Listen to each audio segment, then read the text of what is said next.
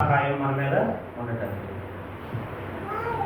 దేవుని యొక్క తోడు అనేది, సహాయం అనేది ప్రతి విశ్వాసికి అవసరం.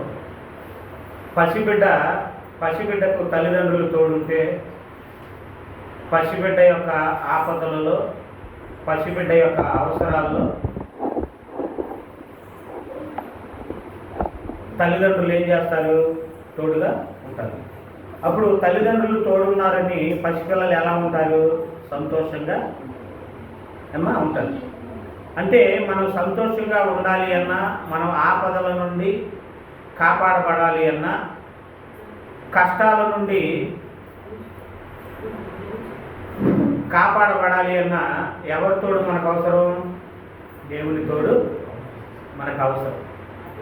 అందుకే చిన్నపిల్లలకు తల్లిదండ్రులు తోడుంటే వాళ్ళ ప్రతి అవసరం తీరుద్ది. పెద్దలైన విశ్వాసులకు మన తండ్రి అయిన దేవుడు తోడుంటే మన ప్రతి అవసరం తీరుద్ది. దేవుడు తోడు లేకపోతే, తల్లిదండ్రులు లేని పిల్లలు వాళ్ళ భవిష్యత్తు ఎలా ఉంటుందో, దేవుడు తోడు లేని ఒక విశ్వాసుల భవిష్యత్తు కూడా అలాగే ఉంటుంది. కాబట్టి తల్లిదండ్రులు లేని వారి పరిస్థితి ఎలా ఉంటుంది అంటే, ఎవరో ఒకళ్ళు వచ్చి వాళ్ళకి ఆకలి అయితే అన్నం పెట్టాలి. అవునా కదా? ఇప్పుడు అనాథ హాస్టల్లో చేరుతారు తల్లిదండ్రులు లేని పిల్లలు. అనాథ హాస్టల్లో చేరితే వాళ్ళు పెట్టిన టయానికి పిల్లలు తినాలి, కానీ వీళ్ళకి ఆకలైన టయానికి వాళ్ళు పెడతారా? పెట్టరు. అదే తల్లిదండ్రులు ఉంటే వాడు అడగకముందే, అరే వాడిని తిరిగి ఆడుకుంటున్నా సరే తిరిగి ఎక్కడున్నాడని ఎత్తికి ఏం చేస్తాం? అన్నం పెడతాం. అదే తల్లిదండ్రులు లేకపోతే, సొంత వాళ్ళ ఇంట్లో ఉన్నా సరే తల్లిదండ్రులది వేరు, బంధువులు ఉన్నది వేరు. అలాగే విశ్వాసులైన మనకు కూడా మన బంధువులు తోడై ఉండటం వేరు, మనందరికీ తండ్రి అయిన దేవుడు తోడై ఉండటం వేరు. అవును కదా? దేవుడు తోడుంటే మనం ఎక్కడికి వెళ్ళినా ఆయన కనికరం మనకి దొరికింది. దేవుడు తోడు లేకపోతే చాలా ఇబ్బందులు పడతాం. చూడండి, ఎగ్జాంపుల్గా ఆదికాండము 39వ అధ్యాయం. ఇక్కడ యోసేపు అని ఆయన వాళ్ళ దేశం కాని దేశానికి వెళ్ళాడు, ఐగుప్తు దేశానికి వెళ్ళాడు. ఐగుప్తు దేశం వెళ్తే, మనం దేశం కాని దేశానికి వెళ్తే సంతోషం ఉండగలవా? ఉండలేదు. కానీ ఈయన్ని వాళ్ళ అన్నదమ్ములు అమ్ముకున్నారు ఆ దేశానికి. సొంత అన్నదమ్ములే అవమానించి ఏం చేశారు తెలుసా? అమ్ముకున్నారు. అమ్ముకున్నప్పుడు యోసేపు గారు ఆ ఊరు జీతగాడిగా వెళ్ళాడు. జీతగాడి అంటే మీకు తెలుసుగా, యజమానులు తినేటప్పుడు పెట్టరు మనకు అన్నం. పెడతారా? పెట్టరు. యజమానులు ఇష్టమై ఎప్పుడు పెడితే తినాలి అన్నం.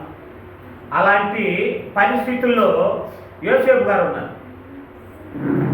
మరి యోసేపు గారికి సొంత అన్నలో తోడు లేరు, సొంత తల్లిదండ్రులు తోడు లేరు. కానీ దేవుడు తోడున్నాడు.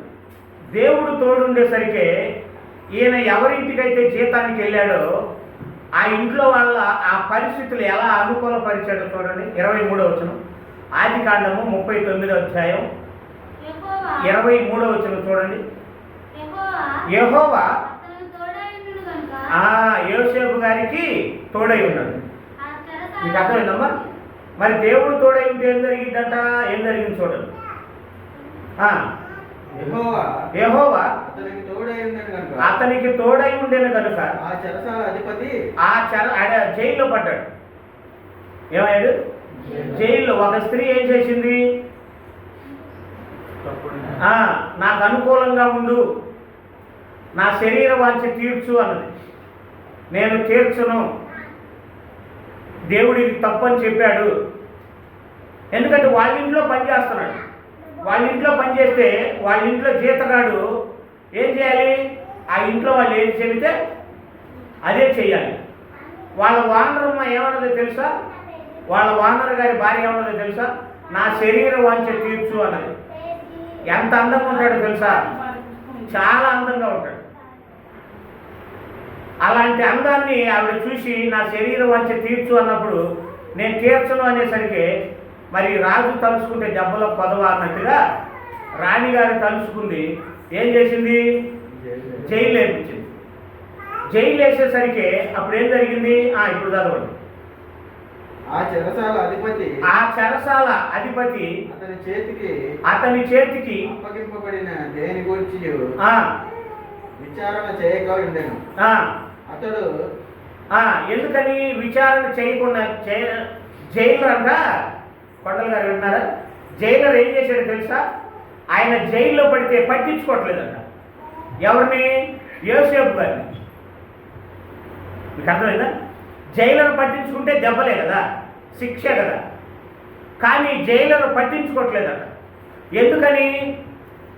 చదవండి. అతడు చేయునది అతడు చేసేది యావత్తు యెహోవా సఫలమగునట్లు చేసెను. అటు పిమ్మట ఐగుప్తు రాజు యొక్క పానదాయకులను సభ్యకారులను తమ ప్రభు అయిన ఐగుప్తు రాజు ఎడల తప్పు చేసిరి కనుక ఫరో పానదాయకుల అధిపతియు భక్షకుల అధిపతి అయిన తన ఇద్దరు ఉద్యోగస్తుల మీద కోపపడి వారిని చెరసాలలో ఉంచుటకై రాజు సంరక్షక సేనాధిపతికి అప్పగించెను. అది యోసేపు బంధింపబడిన స్థలము.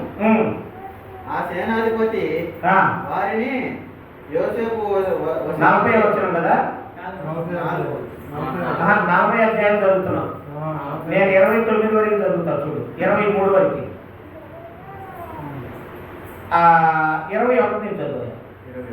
నేను చదువుతా. అయితే యెహోవా యోసేపునకు తోడై ఉండి అతని యందు కనికరపడి, ఎవరు కనికరపడది?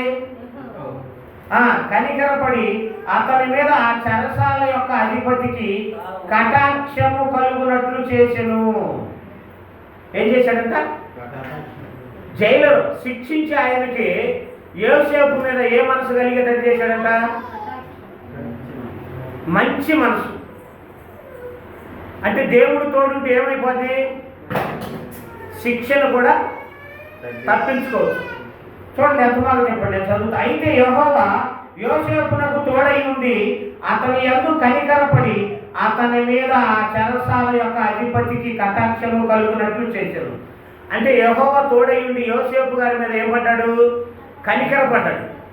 దేవుడు కనికరం మన మీద ఉండాలి. ఏమా రజయాశిస్తూ దేవుడు కనికరం మన మీద ఉంటే నీకు అడ్డే ఉండదు. ఇంకా ఎందుకని? నీకు అడ్డుగా వచ్చిన వాళ్ళ మనసులు మార్చగలిగే శక్తి ఎవరికి ఉంది? దేవుడికి ఉంది. మనం అప్పుడు దాకా అనుకుంటాం, అమ్మో ఏదో జరిగిందని. ఆయన నీకు తోడయ్యుండి నీ మీద కనికర పడ్డాడు అనుకో, ఆ కనికరానికి మనకు వచ్చేది కన్నీళ్ళే తప్ప ఇంకేం రావు. అవునా? ఇంకేమైనా వస్తాయా? చూడండి, కనికరపడి ఏం చేశాడు? అతని మీద ఆ చెరసాల యొక్క అధిపతిగా కటాక్షము కలుగునట్లు చేశాను. చెరసాల అధిపతి ఆ చెరసాలలో ఉన్న ఖైదీలను అందరినీ యోసేపు చేతికి అప్పగించెను. అంటే ఖైదీలందరికీ ఈయన పెద్దవాడిగా మారిపోయాడు. ఖైదీలందరూ కూడా ఏమనుకుంటారు తెలుసా? అబ్బా ఈయన మంచోడు. ఈయన ఖైదీగా వెళ్ళాడు. మీకు అర్థమైందా? ఈయన ఖైదీగా వెళ్తే ఒక స్త్రీ ఈయన మీద అన్యాయంగా అబాండం మోపి వెళ్తే ఈయన పాపం చేయనందుకు దేవుడు తోడై ఉండి కనికరపడి ఆ జైలు యొక్క అధికారికి ఈయన మీద కనికరం ఉంది. ఆ జైల్లో నేరస్తులు అందరూ కూడా వాళ్ళందరికీ పెద్దోడయ్యాడు. మీకు అర్థమైందా? వాళ్ళందరికీ ఏమయ్యాడు అంటే జైల్లో కూడా పెద్దగా నిలబెట్టాడు. ఎవరిని? యోసేపు గారిని. ఎవరు తోడుండటం వల్ల? దేవుడు తోడుండటం వల్ల. నువ్వు అనుకోవచ్చు నేరస్తుడివే, నువ్వు నేరస్తుడివి కాదు అని దేవుడు అక్కడ ఏం చేశాడు? ఆ నేరస్తులు అందరికీ పెద్దోడుగా పెట్టాడు. అరే ఈయన మంచోడు, ఈయన మంచి మాటలు చెబుతాడు మనకి అని. అంటే జైల్లో కూడా పెద్దగా నిలబెట్టాడా? జైల్లో కూడా పెద్దగా నిలబెట్టాడు. ఇంకా ఎక్కడ పెద్దగా నిలబెట్టాడు? చూడండి 39, 1, 2 వచనాలు. యోసేపును ఐగుప్తునకు తీసుకొని వచ్చినప్పుడు ఫరో యొక్క ఉద్యోగస్తుడును రాజ సంరక్షక సేనాధిపతియునైన పోతీఫరును ఒక ఐగుప్తీయుడు అక్కడికి అతని తీసుకొని వచ్చిన ఇష్మాయేలీయుల యొద్ద అతనిని కొనెను. యోసేపు గారిని ఎవరి దగ్గర కొన్నాడు? వాళ్ళ అన్నదమ్ముల దగ్గర కొన్నాడు. అంటే ఇష్మాయేలీయుల దగ్గర కొన్నాడు. ఇష్మాయేలీయులకి ఎవరు అమ్మారు? వాళ్ళ అన్నలు అమ్మారు. కొన్నాడంట. కొనేను. యెహోవా యోసేపునకు తోడై ఉండెను గనుక అతడు ఏం చేస్తున్నాడు? వర్ధిల్లుతున్నాడట. దేవుడు తోడై ఉంటే మనం కూడా ఏం చేస్తాం? వర్ధిల్లుతాం. ఆత్మీయంగా ఏం చేస్తాం? వర్ధిల్లుతాం. నువ్వు వర్ధిల్లే కొద్దీ జనాలు ఏం చేస్తారంట? నువ్వే జనాలుగా పెద్ద మనిషి. నువ్వు ఎంత వర్ధిల్లుతున్నావో నీ చుట్టుపక్కల ఉన్న వాళ్ళకి పెద్ద మనిషి నువ్వే. ఎందుకు వర్ధిల్లుతున్నావు? దేవుడు తోడున్నాడు. దేవుడు ఎందుకు తోడున్నాడు? నువ్వు దేవుడు అంటే నీకు ఇష్టం కాబట్టి, దేవుడు చెప్పిన మాట ప్రకారం బ్రతుకుతాం కాబట్టి, తప్పు చెయ్యం కాబట్టి తప్పు చెయ్యని యోసేపు గారికి దేవుడు తోడై ఉన్నాడు. దేవుడు తోడై ఉండి ఆ పోతీఫర్ అనే ఆయన దగ్గర కొనబడిన తర్వాత ఏం జరిగింది? 2వ వచనం, యెహోవా యోసేపుకు తోడై ఉండెను కనుక అతడు వర్ధిల్లుచు తన యజమానుడకు ఐగుప్తు ఇంట ఉండెను. ఎక్కడ ఉన్నాడు? ఏమా జీతానికి వెళ్ళాడు, ఆ ఇంట్లో ఉన్నాడు. అప్పుడు ఏం జరిగింది? యెహోవా అతను 3వ వచనం, యెహోవా అతనికి తోడై ఉండెననియు అతడు చేసినదంతయు అతని చేతిలో యెహోవా సఫలం చేసిననియు అతని యజమానుడు చూచినప్పుడు యోసేపు మీద అతనికి కటాక్షము కలిగను గనుక అతని యొక్క పరిచర్య చేయువాడాయను. మరియు అతడు తన ఇంటి మీద విచారణకర్తగా అతనిని నియమించి, ఇంటి మీద ఎలా ఉన్నాడంట? విచారణకర్తగా ఉన్నాడు.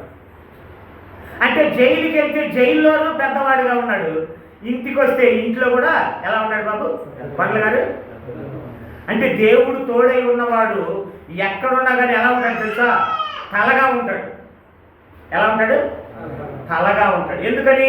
నీ నోటి నుండి మంచి మాటలు వస్తాయి, నీ నోటి నుంచి జాలి గల మాటలు వస్తాయి, నీ నోటి నుంచి అబద్ధపు మాటలు రావు.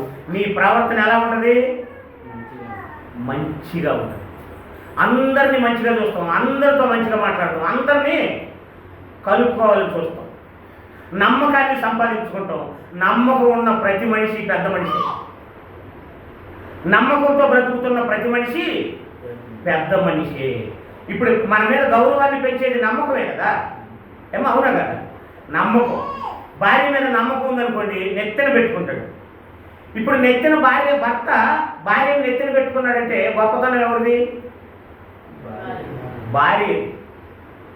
ఎందుకని? నమ్మకం కలిగించింది కాబట్టి నెత్తిన పెట్టుకున్నాడు. అంటే ఆయన నెత్తిన పెట్టుకున్న ఆయన గొప్ప, నమ్మకం కలిగించిన భార్య గొప్ప? భార్య గొప్ప. అంటే నమ్మకం కలిగించిన వాడు ఎంత గొప్పవాడు? భర్త అంటాడు నువ్వంటే నాకు ఇష్టం, నువ్వంటే నాకు ఇష్టం అంటాడు. ఇష్టం కలిగి ఉండాలంటే ఇష్టాన్ని పుట్టించింది ఎవరు? ప్రసాద్ భార్య. ఆవిడ ప్రవర్తనను బట్టి నువ్వంటే నాకు ఇష్టం అని పదే చెప్పుకుంటాడు, మంచిదే.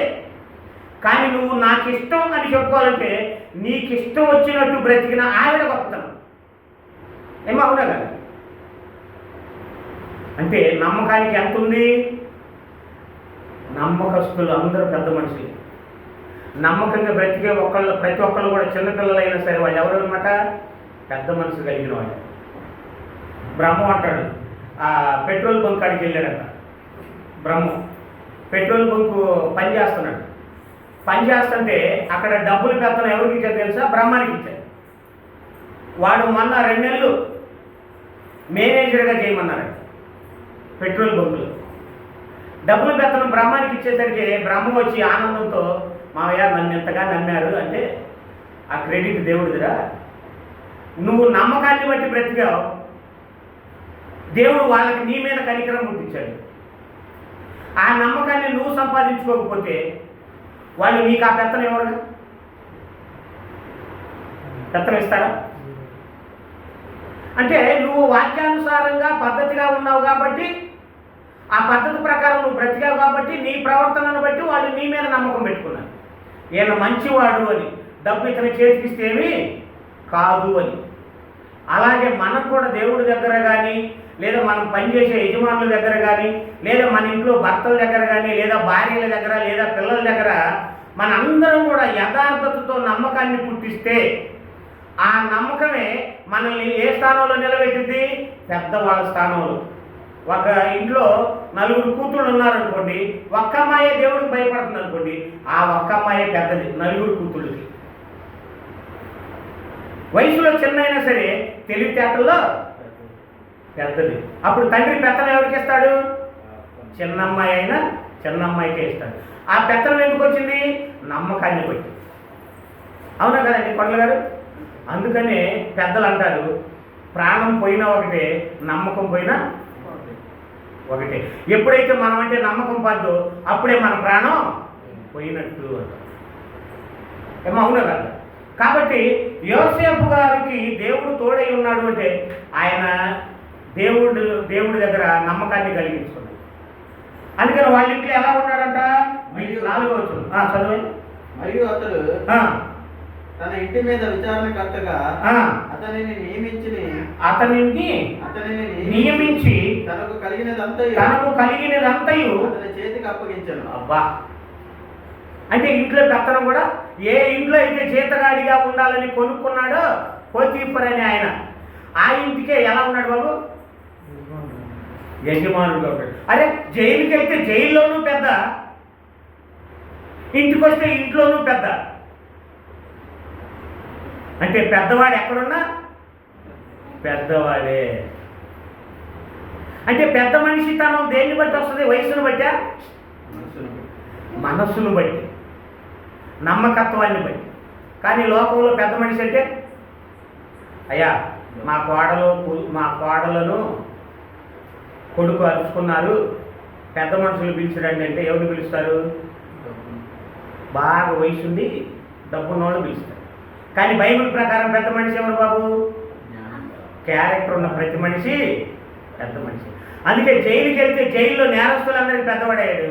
ఇంటికి వస్తే జీతగాడిగా ఉండవలసిన ఆ ఇంట్లోనే ఆ ఇంటికే పెద్దగా నిలబడ్డాడు. అంటే దేవుడు తోడుంటే ఎలా ఉంటుందమ్మా రజా సిస్టర్? ఇలా ఉంటుంది. నీ ఇంట్లో నువ్వే గొప్పదని నమ్మకాన్ని బట్టి చూస్తే. నమ్మకాన్ని సంపాదించుకోవడానికి ఎన్ని కష్టాలైన పడు, ఆ నమ్మకం పునాది లాంటిది. నమ్మకం ఎలాంటిది? మన జీవితానికి పునాది లాంటిది. పునాది లేకపోతే ఇల్లు నిలబడదు. నమ్మకం అనేది లేకపోతే జీవితం నిలబడదు. అంత గొప్ప జీవితాన్ని దేవుడు ఇచ్చాడు. అందుకే క్రైస్తవ్యం చాలా కష్టం, కానీ బ్రతకటం నేర్చుకుంటే భలే ఈజీ. బ్రతకటం నేర్చుకుంటే భలే ఈజీ. అందుకే దేవుడు తోడుంది. ఇలా జరిగింది. అబ్రహాం గారు గొప్పవాడా కాదు? అబ్రహాం గారు కూడా తన ఊరు కాదు ఊరు వెళ్ళాడు. వెళ్తే భార్యతో చెప్పాడు, ఏమేమే మన భాషలో చెప్తాను, అమ్మాయి ఈ ఊరు వచ్చాము, అసలే మన ఊరు కాదు ఇది, నువ్వు ఎవరు అని అడిగితే నా చెల్లెలు అంటాను, నా భార్య అని చెప్పాననుకో నిన్ను తీసుకెళ్ళి పాడు చేస్తారు, అదే మా చెల్లెలు అని చెప్పారనుకో నిన్నేం అనరు అని భార్యకి చెప్తాను. చూడండి 20వ అధ్యాయం ఆదికాండం చూడండి. దేవుడు అబ్రహాం గారికి ఎలా తోడున్నాడు?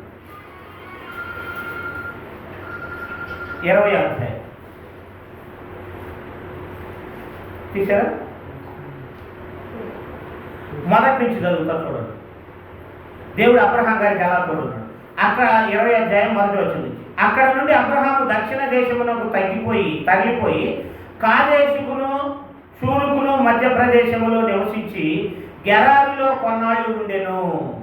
అప్పుడు అబ్రహాము తన భార్య అయిన శారాను గూర్చి ఈమె నా చెల్లెలని చెప్పాను. ఏమని చెప్పాడు? అక్కడ ఉన్నది చెల్లెలని చెప్పాడు. కనుక గెరారు రాజైన అబీమెలెకు శారాను పిలిపించి తన ఇంట చేర్చుకున్నాడు. ఆ దేశం రాజు ఏం చేశాడు? పండ్ల గారు ఇంటికి పిలిచి ఇంట్లో చేర్చుకున్నాడు. ఎందుకని? సహజంగా అప్పుడున్న రాజులకి అమ్మాయిలతో గడపటం అనేది సర్వసాధారణం. ఏంటది? సర్వసాధారణం. శారా గారు ఎవరు? మామూలుగా ఉండదు, అందంగా ఉంటుంది. మరి అందంగా ఉన్న అమ్మాయిని ఏం చేశాడు ఈయన? నా భార్య అంటే పాని, అయ్యో పలానా వాడి భార్య, చా పాపం మనకి అనుకునేవాడు. చెల్లెలు అనేసరికి ఎటు పెళ్లి కాలేదుగా అని ఏం చేశాడు? ఇంటికి తీసుకొచ్చుకున్నాడు పండ్ల గారు.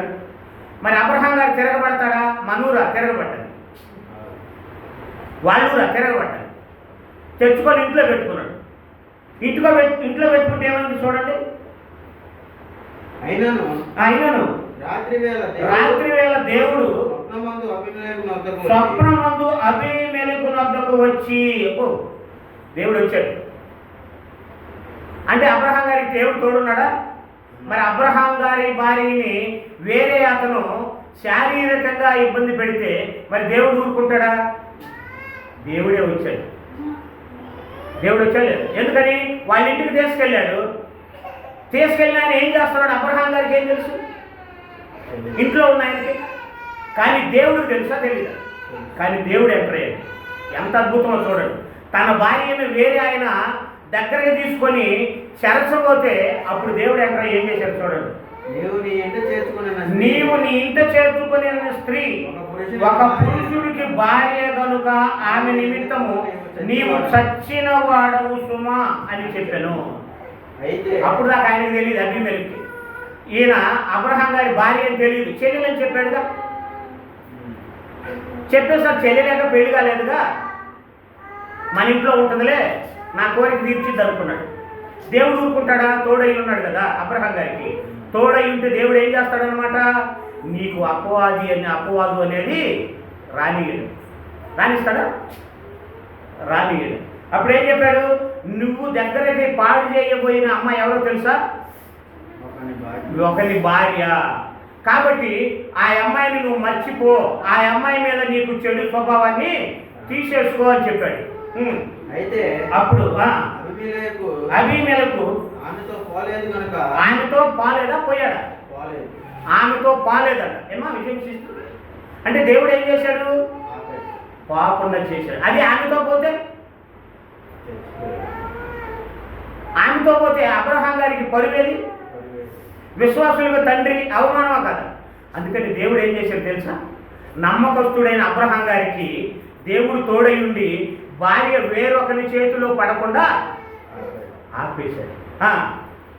ఆపి అయితే అబీమెలెకు ఆమెతో పోలేదు కనుక అతడు ప్రభువా ఇటు నీతి గల జనమును హతము చేయదువా? ఏమి నా చెల్లెలని అతడు నాతో చెప్పలేదు. అదిగో ఈమె నా చెల్లెలని చెప్పినందుకే నేను పిలిచాను, కానీ ఈవిడ మీద నాకు ఆ చెడ్డ అభిప్రాయం ఉండి నేను పిలవలేదయ్యా. ఆయన భార్య అన్నట్టయితే నేను పిలిచేవాడిని కాదు. ఎందుకని? ధర్మశాస్త్రంలో కూడా చెప్తుంది ఒక మాట, నీ పొరుగు వాని భార్యను ఆశించొద్దు. మరియు ఆమె కూడా అతడు నా అన్న నేను చేతులతో ఏ దోషము చేయక యథార్థ హృదయముతో ఈ పని చేసితేనే నేను. అందుకు దేవుడు అవును యథార్థ హృదయముతో దీన్ని చేసితివని నేను ఎరుగుదును. మరియు నీవు నాకు విరోధముగా పాపము చేయకుండా నేను నిన్ను అడ్డగించి తిని. ఏం చేశాడు దేవుడు? అబ్రహాం గారి విషయంలో మామూలుగా అబ్రహాం గారు అడ్డగించాలి. నా భార్యని ఇచ్చేయడానికి నువ్వెవడవు రాలి, లేదా నా చెల్లెలను పాడు చేయడానికి నువ్వెవడవు రాలి. కానీ అబ్రహాం గారు అక్కడ ఉన్నారా? లేడు. కానీ అబ్రహాం గారు అక్కడ లేకపోతే అబ్రహాం గారి బాధ్యతను ఎవరు తీసుకున్నారు? దేవుడు తీసుకున్నాడు. అర్థమైందా? అలాగే మనం కూడా కొన్ని సందర్భాల్లో దేవుడి దగ్గర నమ్మకంగా ఉంటే నీకు రాబోయే అవమానాలని, నీకు రాబోయే నిందల్ని, నీకు రాబోయే కష్టాలని, మనకు రాబోయే కష్టాలను దేవుడు ఏం చేస్తాడు తెలుసా?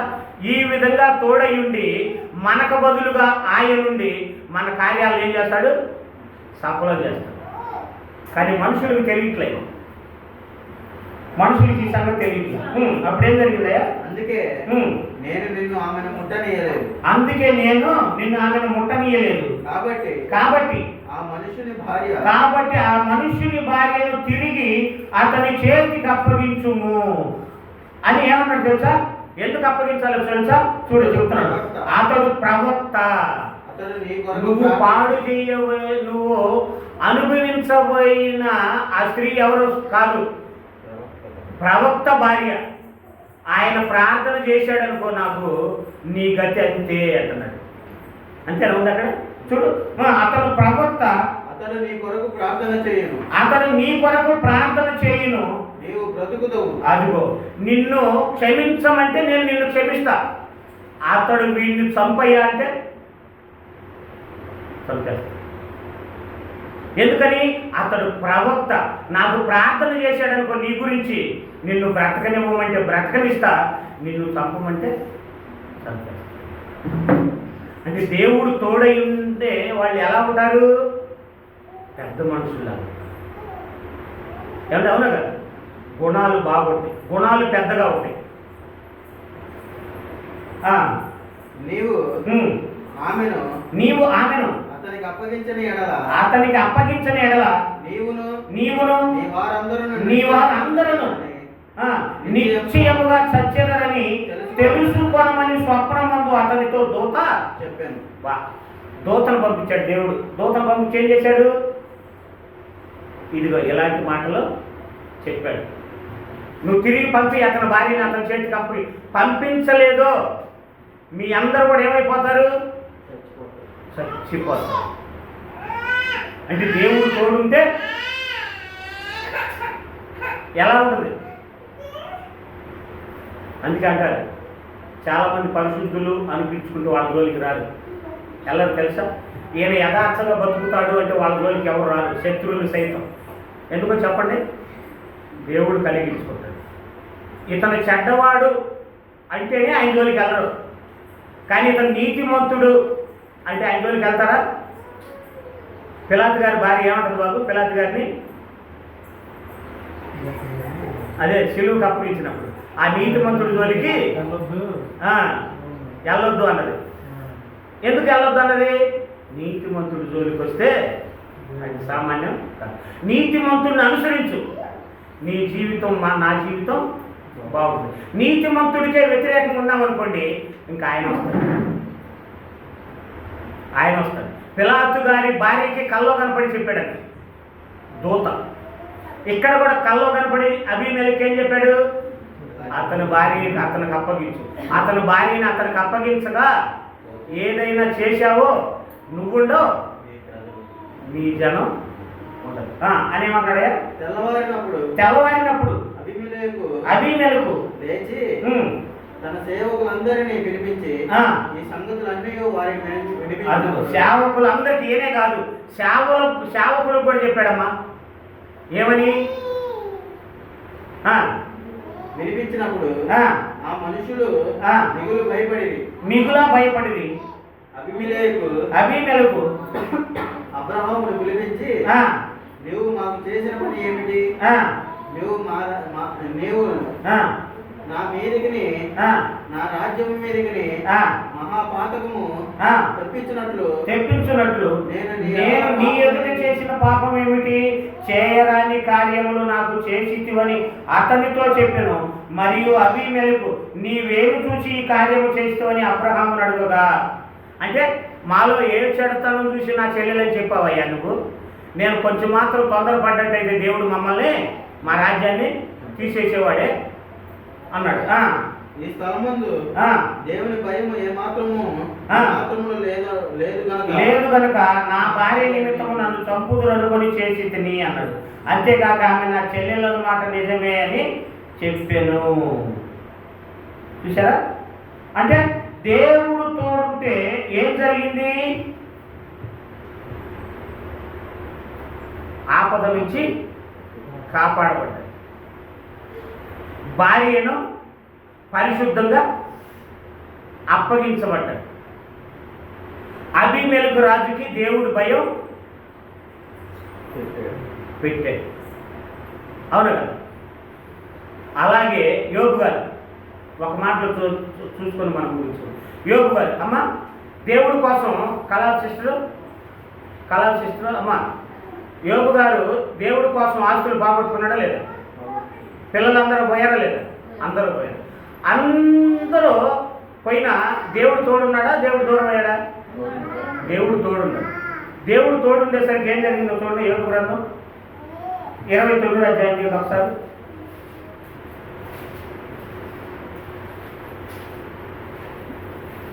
యోబు గ్రంథం 29వ అధ్యాయం.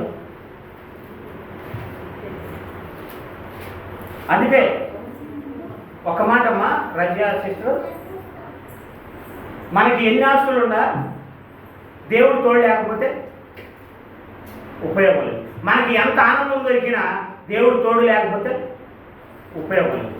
సర్వం మన కళ్ళ ముందు ఆశించినంత మన కళ్ళ ముందు ఉన్నా దేవుడు కానీ మన తోడు లేకపోతే మన దగ్గర ఉన్నంత శూన్యం, దేనికి పనికిరాదు. అదే దేవుడు ఉంటే అన్నీ ఉన్నట్టే, దేవుడు లేకుండా ఏది ఉన్నట్ట? ఏమీ లేనట్టే. అందుకని ఎక్కువ దేవుడు తోడుగా ఉండేటట్టుగా మనం జీవించాలి. అమ్మో నేను ఈ పని చేస్తే దేవుడు దూరం అవుతాడేమో, నేను ఇలా ఉంటే దేవుడు దూరం అవుతాడేమో అని దేవుడు మనతో గడిపే విధంగా మన ప్రవర్తన ఉండాలి. కానీ దేవుడు మనల్ని చూసి దూరం అయ్యే పరిస్థితి మనకి రాకూడదు. అవునా కదా? చూడండి ఇక్కడ ఎంత బాగుందో 29వ అధ్యాయం యోబు గ్రంథం. మరి అన్ని కష్టాలు పడిన యోబు గారు ఏమంటాడు తెలుసా? ఆస్తి పోయింది, అంతస్తులు పోయినాయి, కానీ దేవుడు మళ్ళీ ఏం చేశాడు తెలుసా? ఆ 29వ అధ్యాయం తీసావయ్యా, 5వ వచనం చదువు ముగించుకోండి. సర్వశక్తుడు ఇంకనూ నాకు తోడై ఉండేను. సర్వశక్తుడు ఇంకనూ నాకు తోడై ఉన్నాడట. యోబు గారికి ఇన్ని పోయినా ఆఖరికి ఆరోగ్యం కూడా పోయింది. ఆయనకి భార్య కూడా ఏమన్నా తెలుసా? కష్టాలు చూడలేక చచ్చిపోరాదా? దేవుడు తిట్టి చచ్చిపోవయ్యా అన్నది ఎవరు? భార్య. అంత ఇసుకొచ్చింది, కానీ ఏది లేకపోయినా సరే నాకు దేవుడు తోడున్నాడు చాలు అనుకున్నాడు. మనం కూడా ఏది ఉన్నా లేకపోయినా దేవుడు తోడున్నాడు అనే ధైర్యం మనకు రావాలి. ఆ విశ్వాసం మనకు ఉండాలి. నాకు ఫలానాది లేదు కాబట్టి నేను దేవుడి దగ్గరకు రాను అంటే కాదు. దేవుడికి అన్నీ వస్తాయి, దేవుడు లేకుండా ఏది వచ్చినా ఉపయోగం లేదు. సర్వశక్తుడు ఇంకనూ నాకు తోడై ఉండేను, నా పిల్లలు నా చుట్టూ ఉండిరి. అమ్మా పిల్లలు మన చుట్టూ ఉంటే చాలదా? అమ్మా ఏం చేస్తారు? మన పిల్లలు చల్లగా ఉంటే చాలదా? ఆస్తి కన్నా ఇంకేమైనా ఆస్తి ఉందా చెప్పండి? మన పిల్లలే మనకు ఆస్తి. పిల్లలు ఉన్న తర్వాత ఆస్తితో పని. మన పిల్లలకే అనారోగ్యం వచ్చి మన పిల్లలు ఇబ్బందులు పెడితే ఆస్తి ఉంటే ఉపయోగం.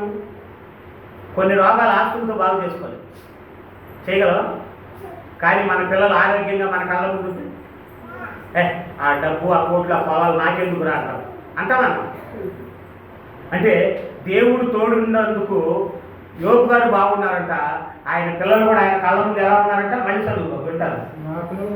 సర్వశక్తుడు ఇంకనూ నాకు తోడై ఉండెను, నా పిల్లలు నా చుట్టూ ఉండివి, నేను పెట్టిన అడుగెల్ల నేతిలో పడిను. ఆయన పెట్టిన అడుగలు ఎక్కడ పడదట? నేతిలో పడిందట. దేవుడు తోడుంటే నువ్వు ఎక్కడ అడిగేస్తే అక్కడ నేతిలో చేసినట్టు. నేతిలో పడిను, బండ నుండి నా నిమిత్తము నూనె ప్రవాహముగా పారెను.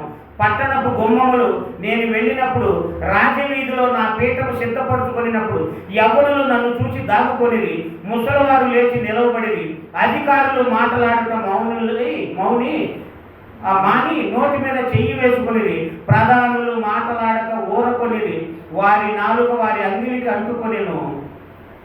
నా సంగతి వినబడిన ప్రతివాడు నన్ను అదృష్టవంతునిగా ఎంచెను. నేను కంటబడిన ప్రతివాడు నన్ను గురించి సాక్ష్యం ఇచ్చెను. ఏలయనగా మొరపెట్టిన దీనులను, తండ్రి లేని వారిని, సహాయము లేని వారిని నేను విడిపించి తిని. అంటే పెద్ద మనిషి అయ్యాడు అనమాట. ఇందాక యోసేపు గారు పెద్ద మనిషి అయ్యాడు. ఆ తర్వాత అబ్రహాం గారు అబీమెలెకు కంటే పెద్ద మనిషి కనపడ్డాడు. తర్వాత యోబు గారు, ప్రధానులు కూడా ఆయన వస్తుంటే లేచి నిలబడ్డారంట. మాటలు కాదు. మీకు అర్థమవుతుందా? అంటే ప్రధానులు సైతం వసతి లేచి నిలబడ్డారు అంటే ఆయన క్యారెక్టర్ ఎంత గొప్పగా ఉంది. ఏమవునా కదా? అంటే దేవుడు తోడుంటే ఇలా ఉంటాం, దేవుడు తోడు లేకపోతే పిల్లలు కూడా మనల్ని అంత సహనం ఉందంటారు. ఏపుకున్నంత సహనం మనకు లేదు కదా. ఏదైనా చిన్న కష్టం వస్తే అబ్బో దేవుడు లేదు. మరి ఉండాలి కదా. మరి అంతే, నువ్వు వస్తే కదా ఆ సహనం ఉంది. అది ఉండాలి. మరి వస్తేనే ఆ సహనం ఉంటేనే. అంతేందుకు పాస్టర్ గారు నిన్న బాత్రూంలో పడ్డాను. ఆ, బాత్రూంలో పడ్డాను. ఆ. చేయి చూస్తున్నారా? అవునా? మరి ఈ చేయి మొత్తం వాసింది.